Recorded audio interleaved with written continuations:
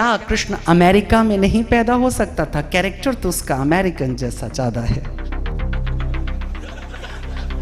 सनातन धर्म, सनातन भारत वो एक घटिया सियासतदान हो सकता है।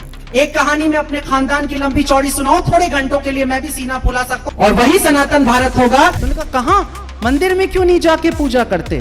तो बोले नहीं साहब, ये मंदिर में नहीं करते, बिना मूर्तियों का एक मंदिर बना दो। सनातनता पैदा ही नहीं हो सकती है यदि, मैंने कहा भी था पिछले दिनों की तुलसी दरअसल हिंदुस्तान का पैगंबर था।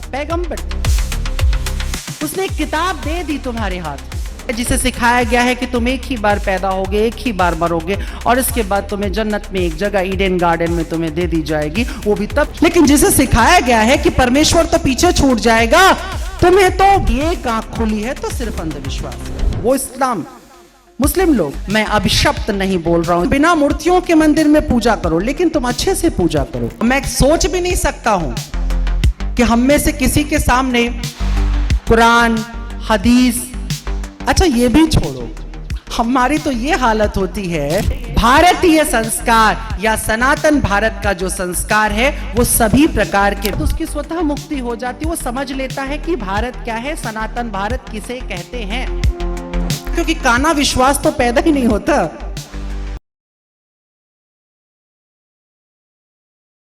सनातन भारत के बारे में मैं कोई बात करूं, ये वैसे ही है जैसे कि आप बिखरती हुई खुशबू को अपनी मुट्ठी में बंद करने की कोशिश करते हैं। ये संभावना ही नहीं होती है। भारत कोई जमी हुई चीज नहीं है, कोई ठहरी हुई चीज नहीं है, वो एक ज्योग्राफी नहीं है, वो भूगोल नहीं है। दुनिया के तमाम देशों में और भारत में एक बहुत जो बुनियादी अंतर है वो ये है कि दुनिया के सभी देश पहले भूगोल है और उसके बाद विचार है। भारत पहले विचार है, उसके बाद भूगोल है। ये सबसे बड़ी बात है। अरब एक भूगोल है, उसके सारे विचार उस भूगोल से पैदा होते हैं। मेसोपोटामिया एक भूगोल है, उसके सारे, आप विचारों को खंगाल लो, आपको वो रेगिस्तान दिखाई देगा, उसके अंदर झलकता हुआ आएगा। अमेरिका एक भूगोल है, बाद में एक विचार है। भारत एक विचार है, एक अनुभव है, एक संस्कार है। विचार भी शायद कमजोर शब्द है, एक संस्कार है। यही कारण है कि भारत के ऊपर एक बड़ा सामान्य आरोप लगता है कि भारत कभी राष्ट्र नहीं रहा है। ये राज्यों में बटा रहा है, ये छोटे छोटे टुकड़ों में बटा रहा है। इसे नेशन तो दरअसल अंग्रेजों ने बनाया है। एक दावा है, अंग्रेज राइटर्स ऐसा समझाने की कोशिश करते हैं कि हमें नेशन अंग्रेजों ने बनाया है। थोड़ा पीछे जाएंगे, इस्लामिक राइटर्स जो हैं वो ये बताने की कभी कभी कोशिश करते कि नहीं साहब, हमको कुछ इस्लामिक शासकों ने नेशन बना करके दिया है, राष्ट्र बना करके दिया है। ज्योग्राफी पे और हिस्ट्री पे अगर आप जाकर के पढ़ते हैं तो शायद काफी हद तक ये बातें सही भी लगती हैं। ये सही भी है कि जिस नेशन को हम आज जानते हैं वो नेशन अंग्रेजों ने हमें बना करके दिया है, और थोड़ा पीछे जिससे ये छीन करके ले आ रहे थे उसके एक बड़े हिस्से को इस्लामिक शासकों ने, मुगलों ने विशेष करके बना करके दिया था। लेकिन एक बहुत बड़ी बात जो है, सोचने वाली और हैरत अंगेज बात है कि भारत के पास रिलीजन नहीं है, कोई संप्रदाय नहीं है। पहली बात है, संप्रदाय के जो मूलभूत गुण होते हैं वो दरअसल सनातन धर्म में नहीं है। और ऐसा सिर्फ मैं नहीं कह रहा हूं, ऐसा विवेकानंद भी कहता है कि जो मूलभूत गुण होते हैं एक रिलीजन के लिए, जो क्वालिटी चाहिए वो सनातन धर्म के पास नहीं। रिलीजन को क्या चाहिए? रिलीजन को पहले तो एक ईश्वर चाहिए, एक सिंगल, एक आइकॉन चाहिए जहां वो जाकर के झुक सके, डिवोट हो सके। दूसरा, रिलीजन को एक किताब चाहिए, एक अपनी बुक चाहिए जिसमें उसके रूल्स हो, नियम कानून हो, उसकी बातें हो, सिंगल। उसके बाद उसका एक सिंगल ऑपरेटर भी उसको चाहिए, कोई मैसेंजर भी चाहिए उसको, कोई एक व्यक्ति चाहिए, कोई ईश्वर का पुत्र चाहिए, कोई एक सिंगल चाहिए। और उसके बाद उस सिंगल किताब, उस सिंगल व्यक्ति, उस सिंगल आइकॉन को मानने वाला एक समूह चाहिए। वो रिलीजन होता है, संप्रदाय होता है। क्योंकि रिलीजन की फिलॉसफी भी बाहर से आ रही है, हमारे पास से नहीं आ रही है। वैसे भी रिलीजन लैटिन से निकल करके आता है, ये शब्द भी। ये गलती से भी धर्म नहीं है, याद रखिएगा। धर्म को अंग्रेजी में आप ट्रांसलेट कर ही नहीं सकते हैं, कोई ट्रांसलेशन उसके पास नहीं है। ये संप्रदाय है।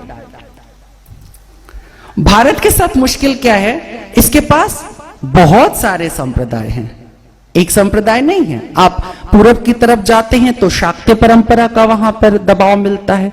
पश्चिम की तरफ आप महाराष्ट्र गुजरात के बीच में जाते हैं आप, तो वहां पर आपको वैष्णव और गानपत्य दिखाई देते हैं। पूरब में आप बिहार इत्यादि के कुछ क्षेत्र में आप, अब पहले तो बहुत बड़े क्षेत्र में था, थोड़ी जगहों पर सौर परंपरा आपको दिखाई देती है। इधर और दक्षिण भारत में आपको स्मार्त परंपरा और शैव परंपरा दिखाई देती है। तो ये जो इतनी अलग अलग और भी भिन्न भिन्न, कहीं नाम परंपरा है, कहीं कोई परंपरा है, इतनी सारी, और ये सब संप्रदाय हैं, सभी मत हैं। अगर आप पिछले इतिहास में जाकर के झांकेंगे तो ऐसा नहीं है कि आज ही हमें कोई सांप्रदायिक विवाद देखने को मिल रहा है। हम तब भी सांप्रदायिक विवाद कर रहे थे जब भारत के अंदर इस्लामिक शासक नहीं आए हुए थे, मुसलमान नहीं थे। हम तब शैव और वैष्णव की लड़ाई लड़ रहे थे। शैव कहने की कोशिश करते थे कि शिव सबसे प्रधान देवता है, वैष्णव कहते थे विष्णु प्रधान देवता है, शाक्त कहते थे शक्ति ही मुख्य है। हम युद्ध तब भी कर रहे थे, बाकायदा युद्ध कर रहे थे, सिर्फ शास्त्रार्थ नहीं कर रहे थे। हम उस परंपरा के साथ हैं, हमने युद्ध किए हैं, हमने बहुत सांप्रदायिक लड़ाइयां लड़ी हैं, क्योंकि भारत में इतने संप्रदाय थे, अलग अलग इतने संप्रदाय थे। तो समस्या क्या है? समस्या यह है कि जब एक आइडिया होता है, एक किताब होता है, एक उसके फॉलोअर होते हैं, तो नेशनैलिटी का पैदा होना बहुत सहज होता है। राष्ट्रीयता बहुत आसानी से पैदा हो जाती है, राष्ट्र बहुत आसानी से बन जाता है। जू के लिए, यहूदी के लिए आसान है एक राष्ट्र को पैदा कर लेना, इसलिए दुनिया में पहली बार राष्ट्रवाद जैसी जो चीज है वो ज्यू के पास दिखाई देती है। अगर आप गहराई से जाते हैं इतिहास के अंदर तो आप देखते हैं कि किस तरीके से मूसा का पूरा रेवोल्यूशन एक सांप्रदायिक राष्ट्र का रेवोल्यूशन है, एक कम्युनल नेशन का रेवोल्यूशन। वो सिर्फ धर्म नहीं है, वो केवल रिलीजन नहीं है, वो एक पॉलिटिकल रिलीजन है। वो रिलीजियस मूवमेंट होने से पहले वो एक पॉलिटिकल मूवमेंट हो जाता है। और उस यहूदी संप्रदाय से जो शाखाएं निकलती हैं बाहर, उनमें एक शाखा ईसाई हो जाती है, जिसे रोमन लोगों ने ईसा की एक कहानी को एक राष्ट्रीय विस्तार का, अपने राष्ट्रवादी विस्तार का एक माध्यम बनाया। क्रूसेड कहानी ईसा की है। यह मत समझना कि जब सियासतदान, राजनीतिज्ञ तुमसे लड़ते हैं तो हमेशा तलवार लेकर के लड़ेंगे। राजनीतिज्ञ जब तुमसे लड़ेंगे तो सबसे शातिर राजनीतिज्ञ पहले तुम्हारी विचारधारा को तोड़ना चाहेगा और अपनी विचारधारा को स्थापित करना चाहेगा। यह उसकी सियासत का पहला हिस्सा होता है। रोमन साम्राज्य ढह गया था, रोमन साम्राज्य के पास अब कुछ बचा नहीं था, वो बीती बात हो चुकी थी। रोमन साम्राज्य को जिंदा रहने के लिए, वापस दुनिया पर आने के लिए उसे किसी एक शक्तिशाली माध्यम की जरूरत थी, और वो शक्तिशाली माध्यम था सलीब पर लटका हुआ ईसा। एक दर्दीली कहानी, एक दुख भरी कहानी, एक पेनफुल स्टोरी। और इस पेनफुल स्टोरी के साथ हम दो तरीके से शिकार कर सकते थे। एक तो तुमको हम उस दर्द, उस दुख, उस दया के साथ जोड़ करके तुम्हारे भीतर छुपी हुई दयनीयता को उभारेंगे और अपने साथ मिला लेंगे। और दूसरा, अगर तुम नहीं मानोगे तो हमारी दयालुता एक काले पर्दे के पीछे छुप जाएगी। वो सलीब सिर्फ ईसा के लिए नहीं है, उनके लिए भी है जो नहीं मानते हैं कि ईसा परमेश्वर का पुत्र है और उसकी किताब आखिरी किताब है। और वही विस्तार दूसरी शाखा में जब निकल करके जाता है तो इस्लाम आता है। यद्यपि इस्लाम का रेवोल्यूशन, क्रिश्चियनिटी का रेवोल्यूशन और यहूदी रेवोल्यूशन तीनों अलग अलग धारा में चलता है। यहूदी रेवोल्यूशन गुलामों की लड़ाई है साम्राज्यवादी सत्ता के खिलाफ। ईसा, मेरी दृष्टि में, मैं बिल्कुल नहीं कह रहा हूं कि यहां बाकी लोग मुझसे सहमत होने वाले हैं, ईसा अपहरण किया जाता है रोमनों द्वारा, उसका अपहरण हो जाता है। असली ईसा कहीं खो गया है, कहानी उसकी फैल जाती है। मोहम्मद, इस्लाम, वो मोहम्मद का एक रेवोल्यूशन है। इस्लाम की जो वो पैदाइश है अरब की जमीन पर, उसमें दो बहुत महत्वपूर्ण क्रांतियां हैं। एक तो वहां पे फैली हुई जहालत, वो विकृतियां जो समाज में उस कबीलाई संस्कृति में फैली हुई थी, मोहम्मद उस कबीलाई संस्कृति को बदल करके उसको एक सिविक सेंस देना चाहते थे, पहली बात। दूसरी बात कि यहूदियों के पास ये जो गरूर था कि जितने भी प्रॉफिट होंगे, ईश्वर जब भी कोई मैसेज देगा तो सिर्फ यहूदियों को देगा, यह भी टूटना बहुत जरूरी था।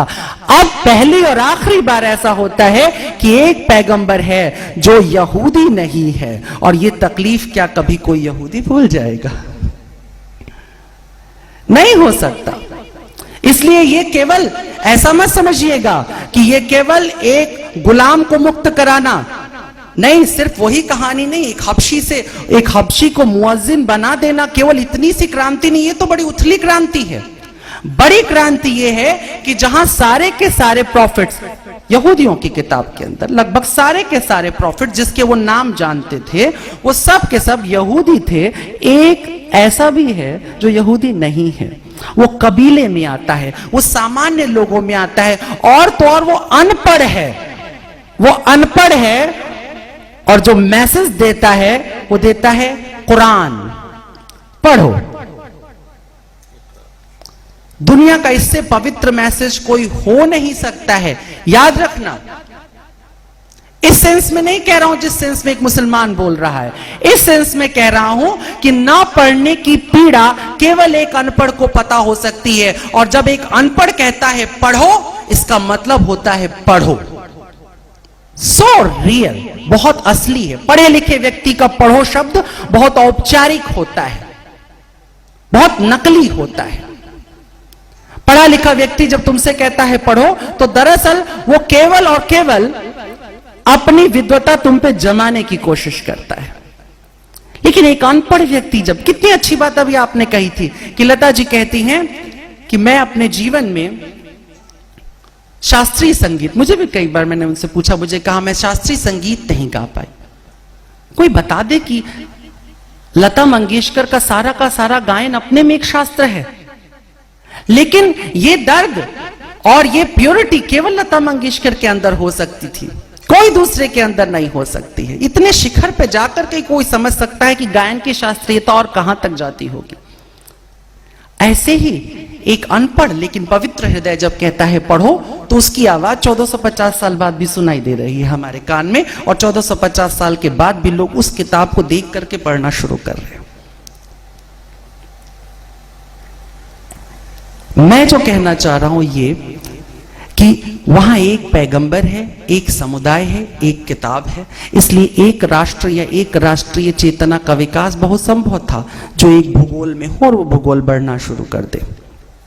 मैं भी किसी गड़बड़ी और उस पर नहीं जा रहा हूं। भारत के साथ मुश्किल मैं ये बता रहा हूं कि भारत के पास एक किताब नहीं है, सबके पास अलग अलग किताबें हैं। बेशुमार राज्य बिखरे पड़े हैं, छोटे छोटे राज्य बिखरे हैं, 100 कोस पे राज्य बदले हुए हैं।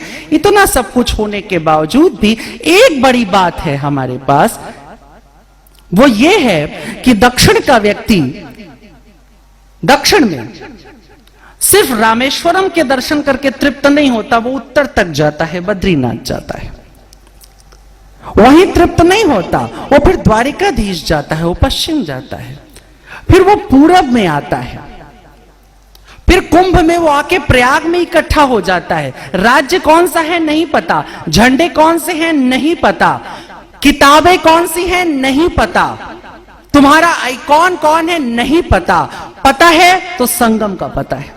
पता है तो चार धाम का पता है तो वैदिक मंत्रों का पता है। यह महत्वपूर्ण बात थी। हम ज्योग्राफिकल या पॉलिटिकल सिनेरियो में उसमें तो शायद हम कभी नेशन नहीं हुए थे, लेकिन हमारे अंदर जो एक सांस्कारिक एका था वो कभी खत्म नहीं हुआ,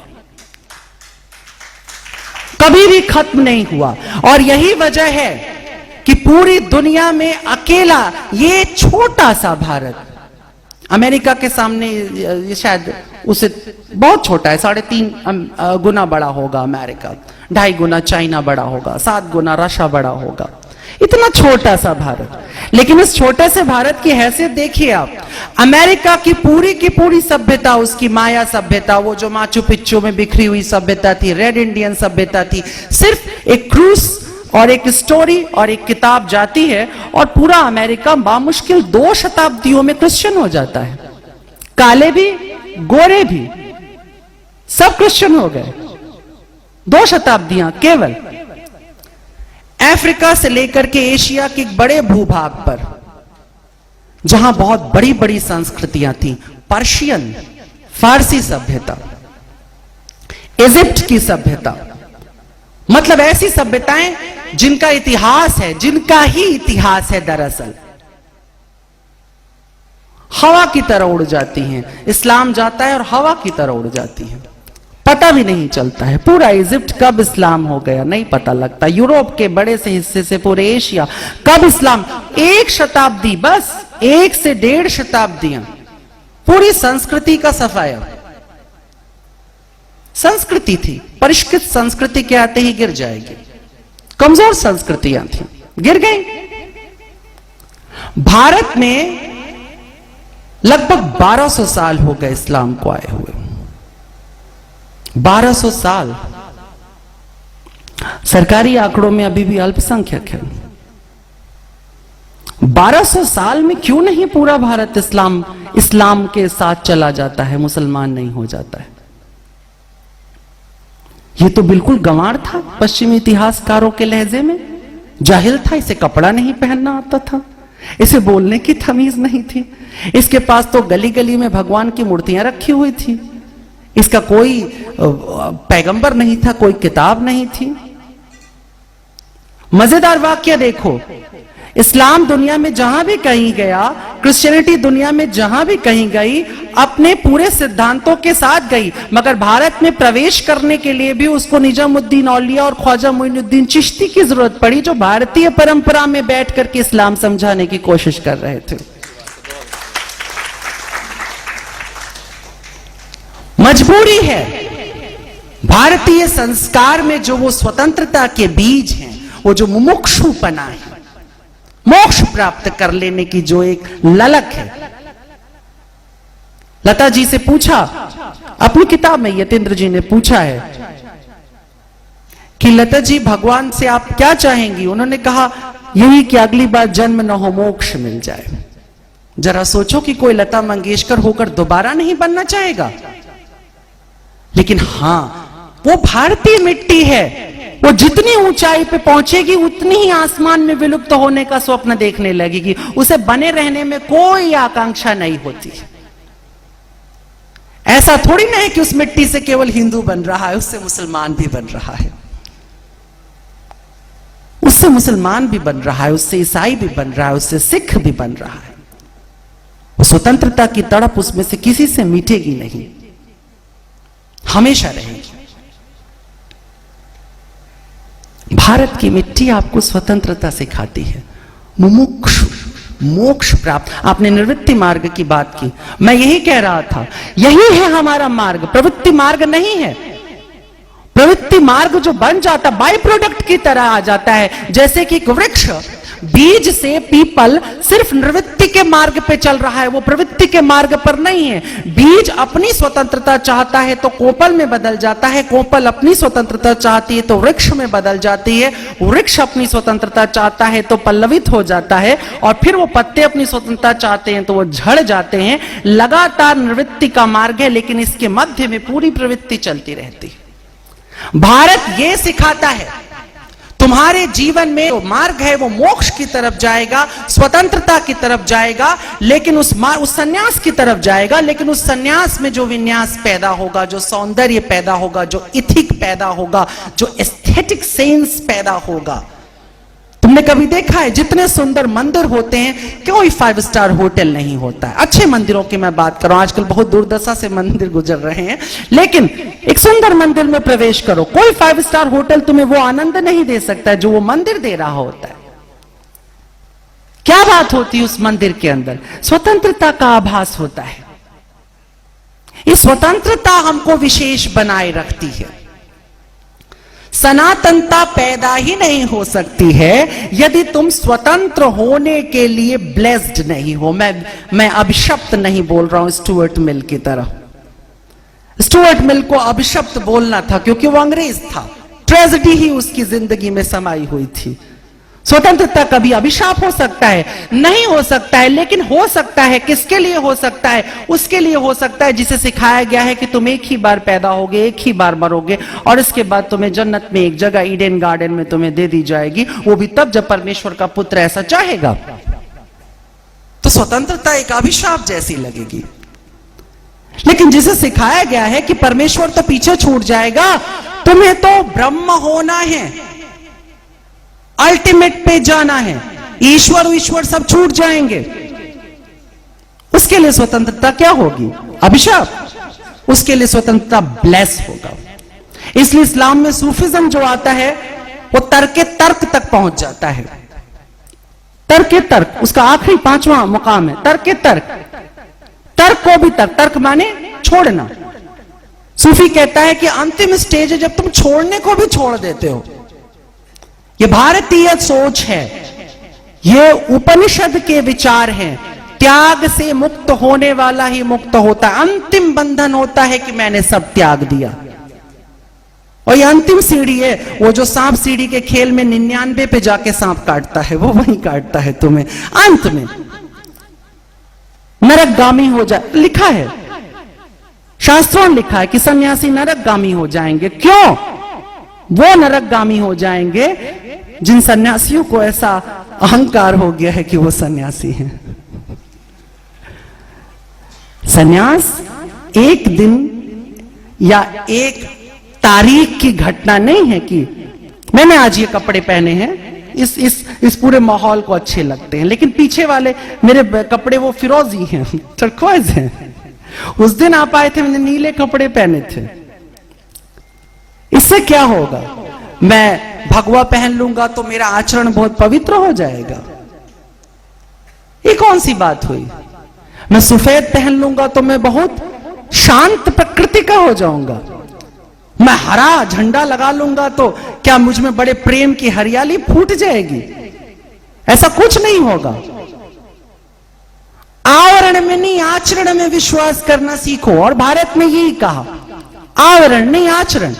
जी कृष्णमूर्ति ने हमेशा पैंट शर्ट पहना, उससे क्या हुआ? बात तो वही कह रहे हैं जो बुद्ध चीवर पहन करके कह रहा है। आपने जिस विभूति का नाम लिया, लता मंगेशकर, क्या वो किसी सन्यासी से कम है? मैं एक घटना का जिक्र करता हूं। एक दिन उनकी तबीयत बहुत खराब थी, उन्होंने मुझे फोन किया रात के वक्त की। उन्होंने मुझे कहा कि स्वामी जी बहुत तबीयत खराब लग रही है। 1-1:30 बज रहा था। पहले तो मैं सॉरी बोला कि इतनी रात को डिस्टर्ब किया कहीं आपको, तो मैंने कहा कि नहीं। तो उन्होंने कहा कि तबीयत नहीं ठीक लग रही है। तो मैंने कहा अच्छा ठीक है, थोड़ा देर ऐसा कुछ होता है। फिर मैंने कर्टसी में करीबन 2:30 बजे, वैसे ये कर्टसी बड़ी खराब है, 2:30 बजे मैंने फिर फोन किया ये देखने के लिए कि भाई अगर वो ठीक है कि नहीं। तो मैंने एक कॉल करके बंद कर दिया कि अगर सो रही हो तो डिस्टर्ब नहीं होना चाहिए। 1 घंटे पे बंद कर दिया। उनका कॉल बैक आया मेरे पास, धीरे से बोला उन्होंने, बिल्कुल धीरे सी आवाज में, कि मैं अब ठीक हूं, आप सोइए आराम से। अच्छा। दूसरे दिन सुबह मैंने फोन किया, कैसी तबीयत है आपकी? दीदी बोली ठीक है, बहुत अच्छी है, कल बहुत अच्छा रहा, आपको भी जागना पड़ा, सॉरी। मैंने कहा अरे सॉरी मत बोलिए, ऐसे तो मैं कई 100 रातें जाग सकता हूँ, अगर आप मुझे ऐसा कह रही हैं, पूछ रही हैं, बात कर रही हैं। मैंने कहा आप इतना धीरे धीरे बोल रही थी। बोली कि वो जो मेरी देख रेख करने के लिए नर्स आई थी ना, वो सो रही थी, तो मैं नहीं चाहती थी वो जाग जाए। ये आपको पता है, एक सामान्य बड़ा सदाचारी पुरुष या स्त्री जिसके हाथ में एक माला होता, हरे कृष्णा कृष्णा कृष्णा, वो लात मार के उठा रही होती उस वक्त। तुझे पैसे दिए हैं मेरी सेवा करने के लिए, सोने के लिए नहीं। पर वो लता मंगेशकर है, उसे पता है कि इसकी नींद भी उतनी कीमती जितनी मेरी नींद है। अपनी बेचैनी के लिए वो उन्हें बेचैन नहीं कर सकती है, और ये उसकी ग्रेटनेस है। लेकिन ये सिर्फ लता मंगेशकर की ग्रेटनेस नहीं है, यही है भारत की ग्रेटनेस। जब केरल में राजा चलता है और देखता है मार्ग में कुछ लोग बैठे हैं जमीन पर, उठ रहे हैं, बैठ रहे हैं, झुक रहे हैं, पूछता है ये क्या कर रहे हैं? लोगों ने कहा ये पूजा कर रहे हैं। तो उन्होंने कहा कहां? मंदिर में क्यों नहीं जाके पूजा करते? तो बोले नहीं साहब, ये मंदिर में नहीं करते, मूर्तियों के सामने नहीं झुक सकते हैं। तो बोले तो फिर सड़क पे थोड़ी ना करेंगे, बिना मूर्तियों का एक मंदिर बना दो। भारत की पहली मस्जिद ऐसे ही बनी है, वो इस्लाम मुस्लिम लोग थे, बनाकर तुरंत दिया कि जाओ तुम बिना मूर्तियों के मंदिर में पूजा करो, लेकिन तुम अच्छे से पूजा करो। ये मिट्टी है, संस्कार है। मुझे याद नहीं है और मैं सोच भी नहीं सकता हूं कि हम में से किसी के सामने कुरान, हदीस, अच्छा ये भी छोड़ो, हमारी तो ये हालत होती है कि हम अगर बचपन की नर्सरी राइम्स की किताब भी अगर हमारे पैर से लग जाए तो हम उन्हें सिर पे लगा लेते हैं। और दुनिया में कभी देखा है किसी अमेरिकन को सिर पे लगाते हुए? ये सुपरस्टिशन नहीं है, ये तुम्हारा अंधविश्वासी पना नहीं है। हो सकता है कुछ मायनों में हो तो अच्छी बात है, दाग है 100 दामन पे तुम्हारे एक इजाफा और सही। तुम अंधविश्वासों से खाली तो नहीं हो जाओगे, हर चीज तो अंधविश्वास है। अगर तुम अंधविश्वास के आईने से देखना शुरू करोगे तो सारे विश्वास अंधविश्वास हो जाएंगे, क्योंकि काना विश्वास तो पैदा ही नहीं होता, विश्वास तो अंधा होता है। सुना है कभी एक आंख खोल के किया गया विश्वास? वो विश्वास नहीं है, वो धोखा है, कपट है। इसलिए भारत ने एक आंख बंद करके विश्वास करना नहीं सिखाया। उसने कहा विश्वास तो दोनों आंखें बंद करके, नहीं तो कोई विश्वास नहीं। और जब दोनों आंखें बंद हो गई तो अंधविश्वास है। और याद रखना, दुनिया की सारी आस्थाएं, सारा का सारा ईश्वर, सभी का सभी शास्त्र, अगर तुम्हारी एक आंख खुली है तो सिर्फ अंधविश्वास है। और अगर तुम्हारी दोनों आंखें बंद हैं तो सड़क पे पड़ा हुआ गोबर भी गणेश होता है। यह विश्वास है और यह बेवकूफी नहीं है। भारत की चेतना को, इसकी मनीषा को बहुत अच्छे से पता था कि मनुष्य को अल्टीमेटली विश्वास करना ही है। सोचो कि तुम्हारा विश्वास पूरी तरह से उड़ जाए, तुम्हें ऐसा शक हो जाए कि तुम जैसे ही आज सुबह बेड से नीचे पैर उतारोगे वहां की जमीन धंस जाएगी, तुम बिस्तर पर ही पागल हो जाओगे। हमें विश्वास करना ही पड़ता है, तो क्यों ना हम खुशी से करें। इसलिए भारतीय संस्कार या सनातन भारत का जो संस्कार है वो सभी प्रकार के विश्वासों का आदर करता है। और यही हमारी खासियत बन जाती है कि अंत में वही शैव, वही वैष्णव मिल जाते हैं और रामायण की रचना हो जाती है। महानता यह है कि शिव बैठ करके विष्णु की गाथा गाने लगते हैं, विशिष्टता यह हो जाती है। शक्ति सुनने लगती है। आप रामायण का दृष्टांत देखो, पार्वती शिव से कहती है कि मुझे मन को तृप्त करने वाली कथा सुनाइए, शाक्त्य। शैव कह रहा है, शिव कहता है लो सुनो। सुना किसको रहा है? वैष्णव, विष्णु की कथा। प्रारंभ कैसे करता है? गाणपत्य, गणपति की वंदना से। और विष्णु जन्मेगा कहां? सूर्य वंश में। पूरी स्मार्त परंपरा एक किताब के अंदर आती है, पूरी की पूरी। इसलिए रामचरितमानस एक ऐसी किताब बन जाती है, कम से कम हिंदी भाषी क्षेत्र में और भी दूर तक, उसका वही दर्जा हो जाता है जो बाइबल या कुरान का दूसरे लोगों के लिए रहा है, वही दर्जा हो जाता है। सबको मिला लिया। और मैं ये कहता हूं कि रामचरितमानस, तुलसी दरअसल, मैंने कहा भी था पिछले दिनों कि तुलसी दरअसल हिंदुस्तान का पैगंबर था। उसने एक किताब दे दी तुम्हारे हाथ में, और जो पढ़ना जानता है, यदि वो अपने जीवन में कुछ नहीं पढ़ सकता तो केवल वो रामचरितमानस को पढ़ ले, उसको बढ़िया से गढ़ ले, उसके बाद उसकी स्वतः मुक्ति हो जाती। वो समझ लेता है कि भारत क्या है, सनातन भारत किसे कहते हैं। तो उसकी खासियत है ये।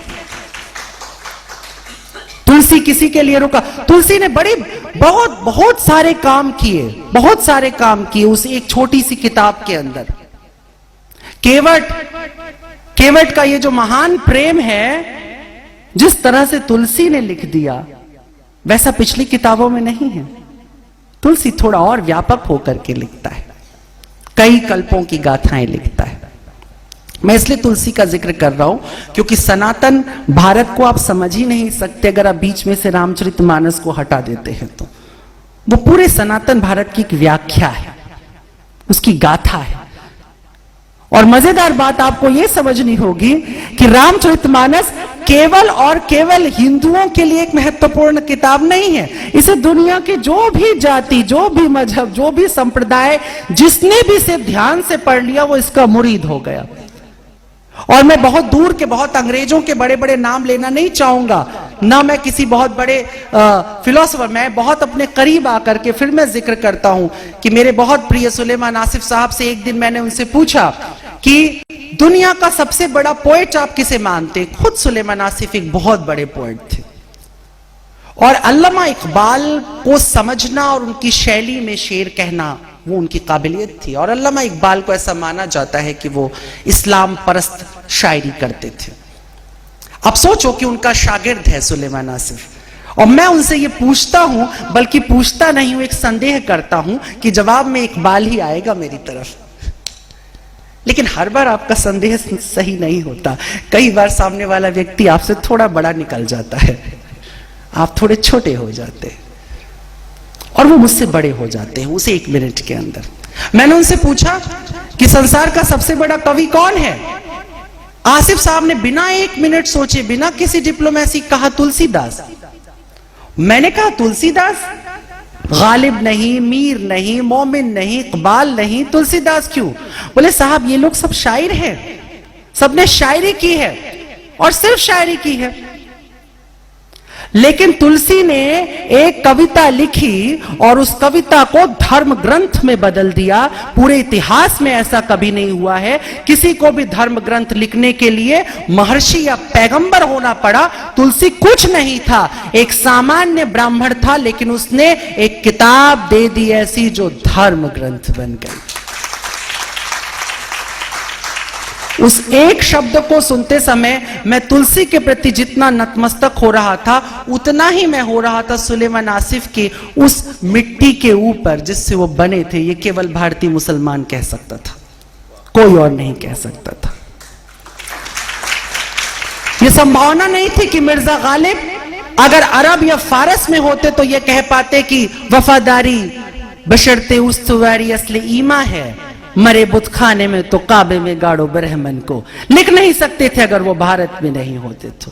ये भारत है, सनातन भारत हमें मुमुक्षु बनाता है, स्वतंत्र होने की प्रेरणा देता है।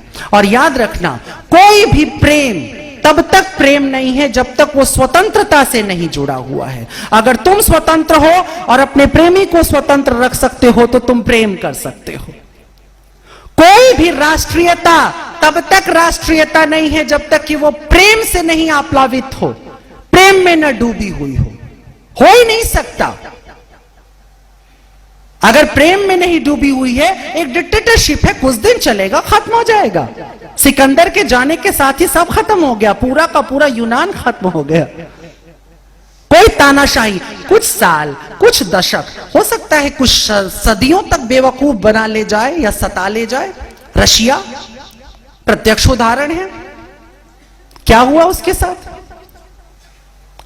भारत को किसी से डरने की जरूरत नहीं है। भारत प्रेमी है, क्या कृष्ण अमेरिका में नहीं पैदा हो सकता था? कैरेक्टर तो उसका अमेरिकन जैसा ज्यादा है।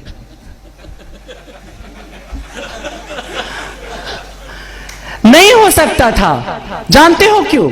क्योंकि अमेरिका प्यार को भी यहां से करता है। विचार है उसके यहां प्यार।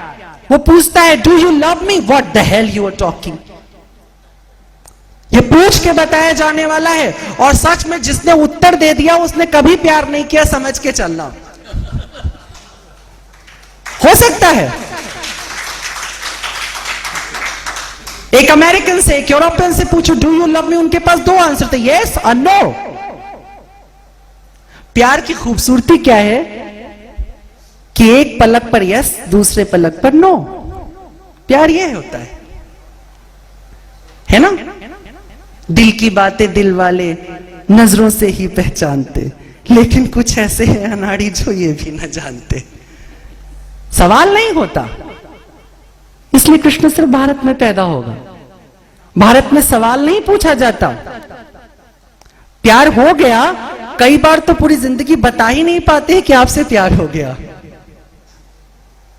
अभी तो फेसबुक है, ट्विटर है, व्हाट्सएप है, कुछ काम करा देता है हल। लेकिन फिर भी याद रखो, अगर आप गहरे प्यार में डूबोगे, बहुत मुश्किल से तुम उसके लिए कोई लफ्ज खोज पाओगे, कोई वर्ड खोज पाओगे। कैसे तुम कहो? इसलिए कृष्ण अव्याख्यात सा है। प्यार है, व्याख्या नहीं है। कृष्ण को अच्छा कहोगे, फुदक के निकल जाएगा अगले मिनट। कृष्ण को बुरा कहोगे, फुदक के निकल जाएगा। कृष्ण को राजनीतिज्ञ कहोगे, तुम्हारे हाथ नहीं आएगा। कृष्ण को नर्तक कहोगे, नहीं, वो लड़ता हुआ दिखाई देगा तुमको। कृष्ण तुम्हें किसी भी हिस्से से पकड़ में नहीं आएगा, हर बार निकल जाएगा, क्योंकि वो सच है, क्योंकि वो सनातन है। सच कभी पकड़ में नहीं आता है, हमेशा सच अपने को बदल लेता है। अभी का सच है मैं अच्छा लग रहा हूं, कल का सच हो सकता है मैं तुम्हें नहीं अच्छा लगूं। मुझे तैयार होना होगा तुम्हारे दोनों सच के लिए। मुझे तैयार होना होगा। मुझे अरविंदो की एक बात याद आती है कि अरविंदो घोष एक सभा में गए और वहां उनका बहुत स्वागत हुआ, बहुत स्वागत हुआ। कमरे में जाके थर थर कांप रहे थे। पूछा उनके साथी ने, क्या हो गया आपको? बोले कि मैं ये सोच रहा हूं कि ये जो इतना सम्मान मिला है, जब ये अपमान में बदलेगा तो मैं कैसे इसे देखूंगा। तो उन्होंने कहा ऐसा होगा क्यों? तो अरविंदो ने कहा क्योंकि मैं यही रहूंगा, भीड़ बदल जाएगी। मैं यही रहूंगा, समूह बदल जाएगा। समूह के साथ जो बदलता है वो एक घटिया सियासतदान हो सकता है। जो हर समूह में वही रहता है, हम उसको राम कहते हैं। राम कभी बदला नहीं। राम राज्य अभिप्सा है, यूटोपिया नहीं है। वो मनुष्यता का बहुत बड़ा स्वप्न है। मनुष्य जिस दिन अपने शिखर पर होगा वो कृष्ण बनेगा, और मनुष्यता जिस दिन शिखर पर होगी वो राम राज्य पैदा करेगी। ये काबिलियत है हमारी, ये हमारी खासियत है। इसलिए भारत की उस परंपरा को, उस महानता को हमें गर्व। एक मैं थोड़ी सी दो बातें और कहूंगा, बहुत देर आप लोग का रक्तपान किया है मैंने, लेकिन फिर भी दो बहुत महत्वपूर्ण मुझे वो शेर याद आ रहा है कि आप लोग भी शायद मन में सोच रहे होंगे। मैं शुरू में कहने वाला था कि हैरतों के सिलसिले सोजे निहा तक आ गए, हम तो दिल तक चाहते थे, तुम तो जहां तक आ गए। लेकिन हाँ, यही हाल है फिलहाल। हम तो दिल तक चाहते थे, तुम तो जहां तक आ गए। भारत की दो खूबसूरती है, अमिताभ दादा भी बैठे हो। भारत की दो खूबसूरती हमेशा याद रखने वाली है। एक तो भारत बहुत फ्लेक्सिबल है, बहुत लचीला है, ठीक, बहुत फ्लेक्सिबल है। हमारे जिंदा रहने की, सनातन भारत के इतने विशाल साम्राज्य, मैं इसे विशाल साम्राज्य कहता हूं, कोई धरती पर इतने हजार सालों से जिंदा नहीं है। हम न केवल जिंदा हैं बल्कि अपनी पूरी श्रेष्ठता के साथ जिंदा हैं। हम किसी से कम नहीं हैं,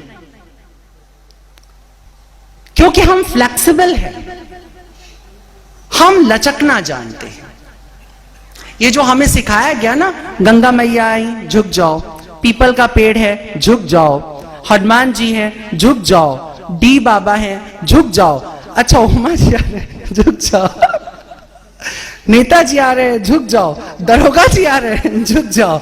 ये जो हम झुक जाते हैं, बार बार झुक जाते हैं, इसने हमको जिंदा रखा है। ये प्रवृत्ति भारत की मिट्टी में, हम झुक जाएंगे, बार बार झुक जाएंगे। जब कोई आंधी आएगी हम झुक जाएंगे। आंधियां मगरूर दरख्तों को पटक जाएंगी, बस वही शाख रहेगी जो लचक जाएगी। हमें लचकना आता है, हम लचक जाएंगे। हवा है, पूरब की है, चलो थोड़ा सा लचक जाएंगे। पश्चिम की है, चलो थोड़ा सा लचक जाएंगे, फर्क नहीं पड़ेगा। हमें अपनी हरियाली बचाना आता है, हमें अपने फूल बचाना आता है। भारत बचा लेगा, मुझे इसका पूरा एतबार है। तो एक चीज है हमारी फ्लेक्सिबिलिटी, हमारा लचीलापन, हमारा लचक जाना, जो हमें सनातन रखता है। और दूसरी बात कि पूरी दुनिया की मैं बात कर रहा हूं, भारत के बाहर जो भी है, चाहे वो चीन हो, चाहे वो जापान हो, चाहे वो अमेरिका हो, चाहे वो अफ्रीका हो, चाहे वो इजिप्ट हो, चाहे वो अरब हो, कुछ भी हो, हर जगह प्राइड पहले आता है, कैरेक्टर पीछे आता है। पहले गर्व सिखाया जाता है। अमेरिकन होने का पहले गर्व कर लो, चाइनीज होने का पहले गर्व कर लो। हमने इस पर बात ही नहीं की। गर्व करना हमारे गुणों में नहीं है, यह आरोपित है। हमने चरित्र की बात की।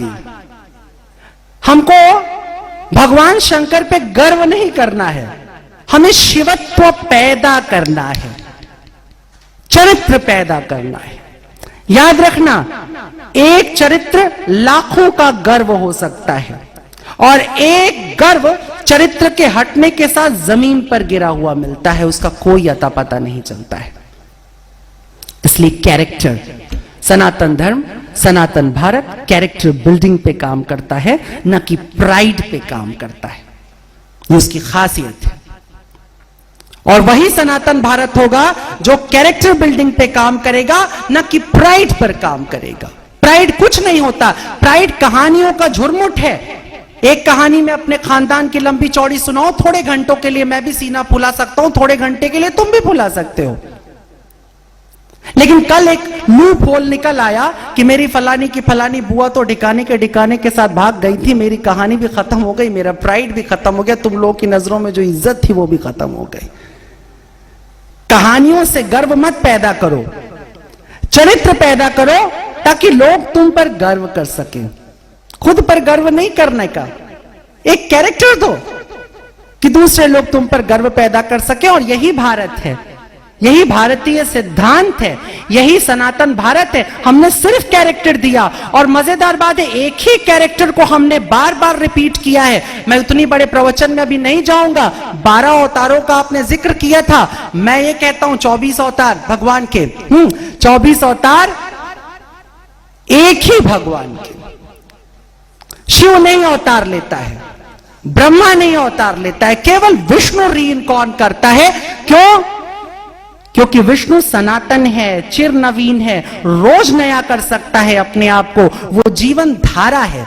गंगा अवतार लेती है, कभी कहीं घूम करके मंदाकिनी बन जाएगी, कहीं छोटी सी मत्स्योदरी बन जाएगी, काशी में ही बहुत रूपों में पैदा हो जाती है। गंगा होगी, धारा वो रीइंकॉर्न करती है। सनातन एक धारा का नाम है। इसलिए हमने अवतार पैदा किए। हमने कहा कि हमारे यहां ईश्वर पैदा हो सकता है, ये हमारी हिम्मत नहीं, हमारा कैरेक्टर था। और अगर हम किसी महान भारत की कल्पना करते हैं, तो हमारा कोई दूसरा एजेंडा नहीं होना चाहिए सिवाय कैरेक्टर पैदा करने के। वो एकमात्र एजेंडा होना चाहिए जिससे कि हम किसी ऐसे भारत को विश्व पटल पर देख सकते हैं जो सचमुच मनुष्यता की रक्षा करता है। मैं उस सनातन भारत की प्रतीक्षा भी करता हूं और उससे प्यार भी करता हूं, जहां पर प्रेम करने के लिए नियम नहीं होते हैं, प्रेम करने की स्वतंत्रता होती है, जहां पर आस्था मिट्टी के अंदर घुली होती है, विचारों में और किताबों में बंद नहीं रहती है, जहां पर संबंध केवल हृदय से जोड़े जाते हैं, किसी कारण विशेष से नहीं जोड़े जाते हैं, वो सनातन भारत जो किसी मनोविकृत राजनीतिज्ञ के मस्तिष्क की उत्पत्ति नहीं है, बल्कि वो किसी मीरा या चैतन्य के हृदय से उत्पन्न होता है। मैं उस भारत, उस महान सनातन भारत की बात करता हूं। मैं उस महान सनातन भारत के लिए आह्वान करता हूं जो केवल और केवल मनुष्य के शिखर पर जाने की कहानी गाता है, न कि किसी एक भौगोलिक सीमा की। प्रणाम।